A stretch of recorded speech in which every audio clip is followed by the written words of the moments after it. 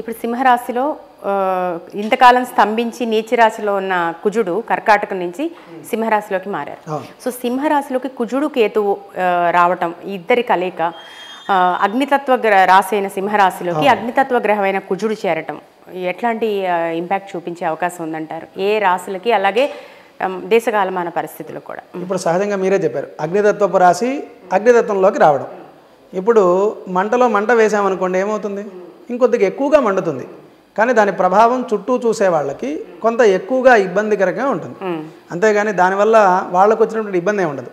కాకపోతే ఉద్యోగస్తులు ఎవరైతే ఉంటారో, సింహరాశిలో ఉండేటువంటి ఉద్యోగస్తులు కానీ, వ్యాపారస్తులు కానీ, రాజకీయ నాయకులు కానీ ఎవరైనా సరే సింహరాశి వాళ్ళు దుడుకు తగ్గించుకోవాలి. ఒకరు ఎక్కువగా మాట్లాడడం, అసహనంగా మాట్లాడడం, కొద్దిగా ఎవరైనా వాళ్ళ కింద వాళ్ళని కొద్దిగా ఇబ్బంది పెట్టినట్టుగా మాట్లాడడం, ఇలాంటివి చేస్తే వాళ్ళపైన తీవ్ర పరిణామాలు ఉంటాయి.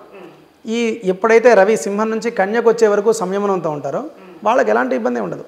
కాబట్టి కొద్దిగా వాళ్ళు మాట్లాడడం తగ్గించుకోవాలి. రెండోది, సింహరాశిలో ఇప్పుడు మనం చెప్పుకున్నట్టుగా ఇలా వచ్చారంటే ఎర్రటి పుష్పాలు ఉంటాయి, మందార పూలు అంటాం మనం, ఎర్రగా ఉండేటువంటి పుష్పాలు. మందార పుష్పాలు రవి భగవానుడికి చాలా ఇష్టం. తర్వాత జిల్లేడు రవికి సంబంధించినటువంటి పుష్పాలు.